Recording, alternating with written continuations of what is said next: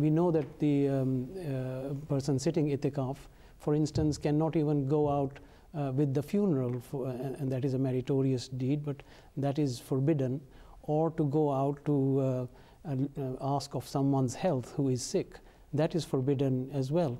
So these are passing. It can be done if you just happen to meet someone on the way. So therefore, going out for the mosque is permitted only for really obligatory things, going to the bathrooms and going for the shower. That is permitted, but other actions, daily worldly actions, are not permitted in the mosque. You don't bring your mobile phones to the itikaf and carry on your life as such. So that must be recreated at home as well, and then the itikaf becomes proper. Yes. Jazakallah. On the related topic about the exceptions that apply for women during the month of Ramzan, so if there is a dispensation there for itikaf, but obviously in line with what's been explained in terms of attempting to recreate that atmosphere within the home that one has in the mosque. Similarly, several ladies have written to us and asked about, following on from the discussion last week, about the dispensations, the exemptions that are available for women to keep fast. For example, if women are pregnant or in the early stages of pregnancy, or if, for example, they're feeding a child, are they exempt from fasting, or should they be fasting during the month of Ramzan? So a number of questions have been raised, and perhaps we can issue a further clarification on these questions. In this case, I think when a woman cannot, perform the fasting constantly for some time, say 1 or 2 or 3 years. So the provision is there that Al-Radina Yutikuna Fidyatun Tahama Miskin, so Fidya is there. So, she is exempt from fasting in that case, because she has to perform these household duties which are very important, looking after the babies, feeding the babies, and if perchance she is again pregnant anyway, then the fidya is there. So I don't think there should be any problem when the provision is already there. Yes, I think in Islam the teaching is very beautiful, that if somebody, because of some genuine reason, cannot perform a certain deed, then there are certain other ways to compensate for that, like additional prayer or charity or sadaqah or like this. So in this case, if somebody, as generally speaking, we say somebody is not feeling well or traveling, or for that reason he doesn't, or because of age one cannot keep. So in that case, this fidya, expiation, is the way out.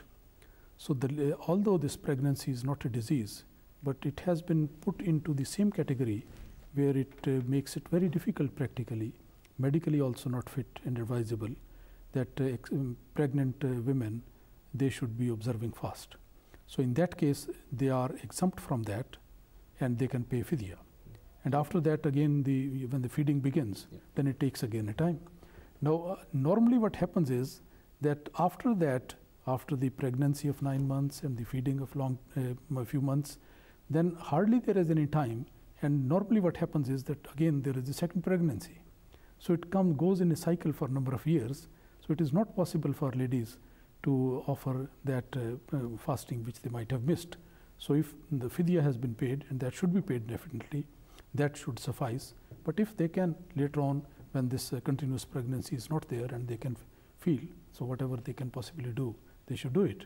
But fidya is one thing which they have to pay regularly, and that would be the option for them. But the fidya does effectively, it in a sense discharges their obligations if they have and also paid fidya, the Promised Messiah has mentioned, it is for this purpose that Allah may enable that person to observe the fast in future, to seek the strength and ability from Allah Almighty. One should pay the fidya.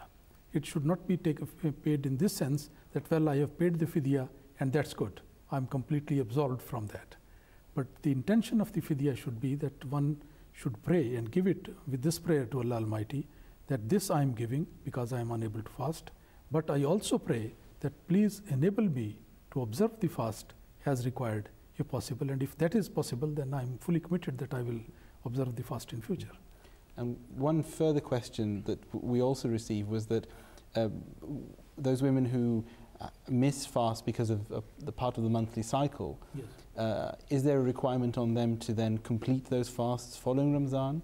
And if so, they've asked related questions about Shawwal. But I suppose first we can maybe answer the first half of that question. Well, as far as I understand, the days which they have to miss because of their monthly cycle period, that they must observe afterwards.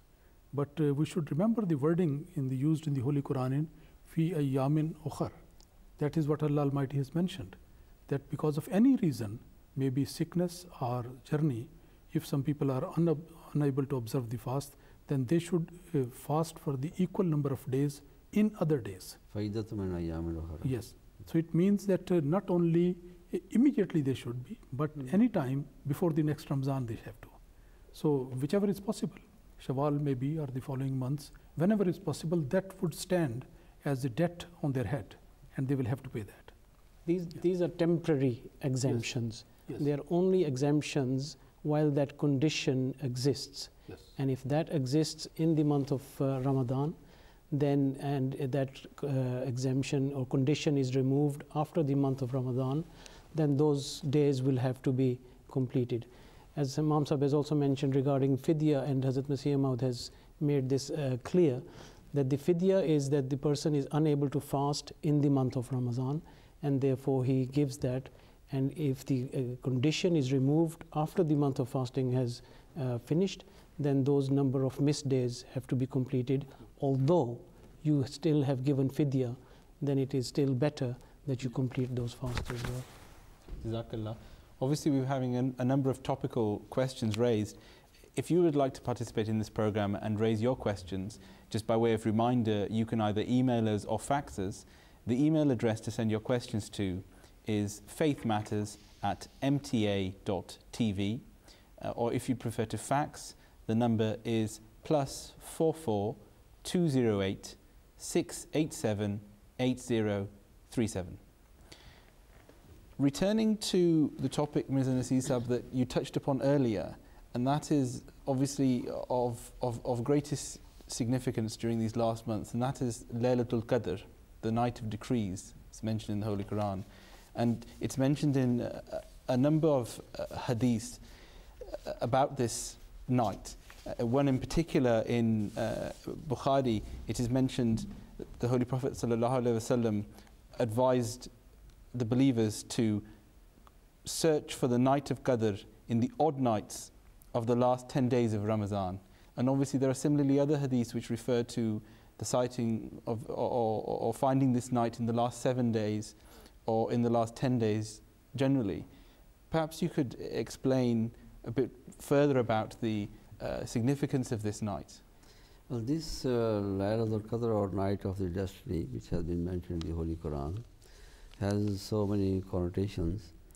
One very generally accepted by the whole Ummah is that there is a special hour which arrives during the odd nights of the last 10 days of the month of Ramadan.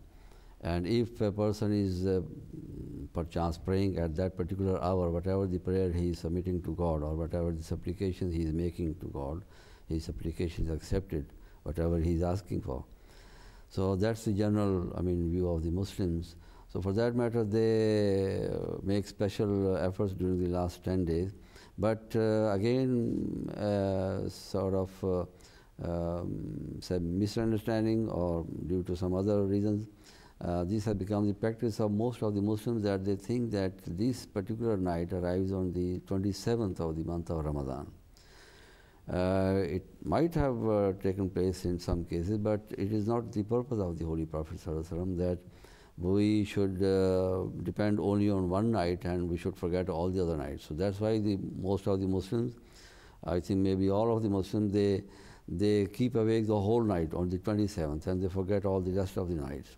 But that's not the purpose. The purpose is that a person should toil for attaining to the nearness of God, and that's why these 10 days have been prescribed for this. And that's what the Holy Prophet ﷺ would also do, that during the last 10 days he would toil in these throughout the last 10 days. And that's what he would also teach the Sahaba, that they should also, whether they are sitting in the mosque in the itikaf or they are praying at home, But the odd nights, they make special efforts.